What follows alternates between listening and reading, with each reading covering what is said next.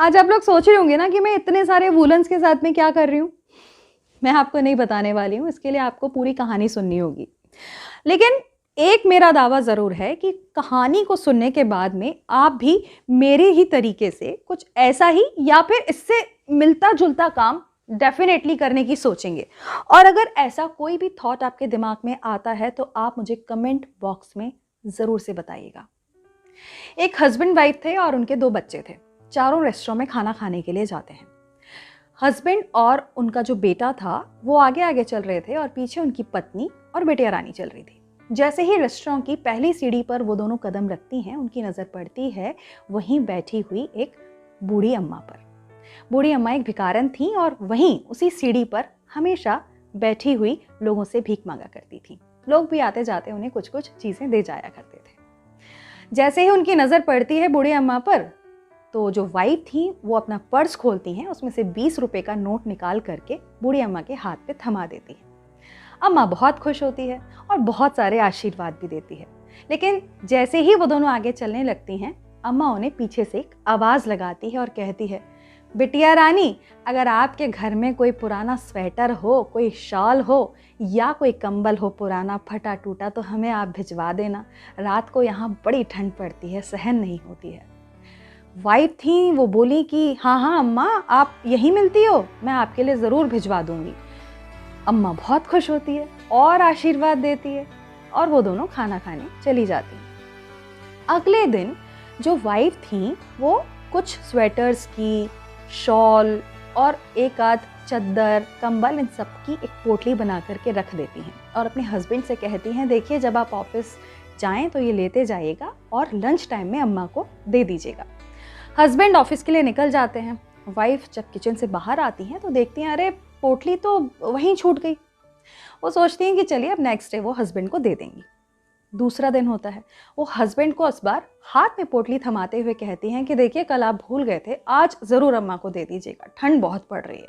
Husband कहते हैं अरे हाँ, कल तो यार अचानक से मेरे दिमाग से निकल गया, आज मैं लंच में जा करके पक्का अम्मा को दे दूंगा। बहुत खुश होती हैं उनकी पत्नी। जैसे ही हस्बैंड शाम को घर वापस लौट करके आते हैं तो सबसे पहला सवाल वो अपने हस्बैंड से यही करती हैं, दे दिया अम्मा को सारा स्वेटर, शॉल और कंबल और चादर, अम्मा खुश हुई होगी ना। हस्बैंड कहते हैं अरे कहाँ यार, मैं जा ही नहीं पाया, मीटिंग्स पर मीटिंग, वक्त ही नहीं मिला बिल्कुल भी।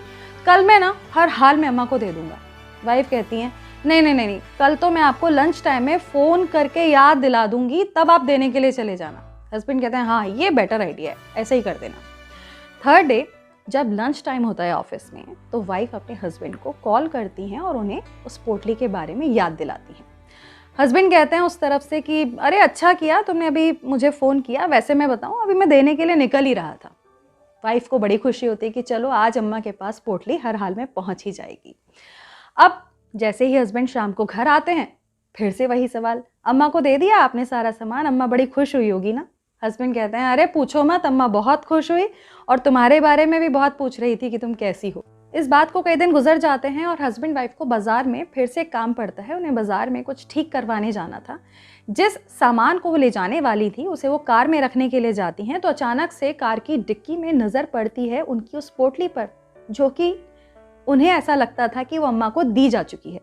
उन्हें बहुत आश्चर्य होता है। वो उस पोटली को उठाती हैं और फ्रंट सीट पर, कार की फ्रंट सीट पर हस्बैंड से जाकर के पूछती हैं कि ये पोटली तो अब तक हमारे पास है, आपने तो मुझे बताया था कि आप अम्मा को दे चुके हैं, अम्मा बहुत खुश हो रही थी, वो मेरे बारे में पूछ रही थी, ये आपने क्यों नहीं दी अब तक। हस्बैंड एक नज़र पोटली की तरफ देखते हैं, कार की स्टीयरिंग को दोनों हाथों से पकड़े हुए नीचे निगाह करके अपनी पत्नी से कहते हैं कि मैं तुम्हें बताना चाहता था लेकिन बताने की हिम्मत ही नहीं जुटा पा रहा था। दरअसल मैं अम्मा को देने के लिए गया था। हाँ, मैं पहले दिन नहीं जा पाया, दूसरे दिन नहीं जा पाया, मैं तीसरे दिन जबकि तुमने मुझे फ़ोन करके याद दिलाया था, मैं निकलने ही वाला था, लेकिन मैं तब भी नहीं जा पाया। लेकिन मैं उसके 5 दिन बाद गया था, अम्मा को ये पोटली देने के लिए गया था, लेकिन अम्मा मुझे वहाँ कहीं नज़र ही नहीं आई। वो उस सीढ़ी पर थी ही नहीं जहाँ पर कि वो बैठी हुई मिलती थी लोगों को।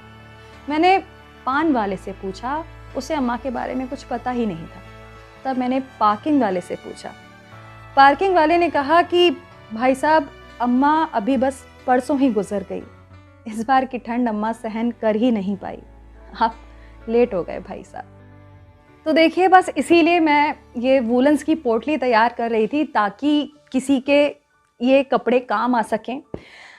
अभी 25 दिसंबर आने वाला है, क्रिसमस आने वाला है। हम हर साल सेंटा से अपने जीवन के लिए ढेर सारी खुशियाँ मांगते हैं, हैप्पीनेस मांगते हैं। हम खुद क्यों नहीं सेंटा बन जाते, और केवल एक दिन का सेंटा नहीं, पूरे जीवन भर के लिए किसी का सेंटा क्यों नहीं बन जाते। बन के देखिए सेंटा, खुशियाँ बिखेर के देखिए, कपड़ों की पोटली बनाइए, और एक बात का ज़रूर से ध्यान रखिए कि कहीं देर ना हो जाए।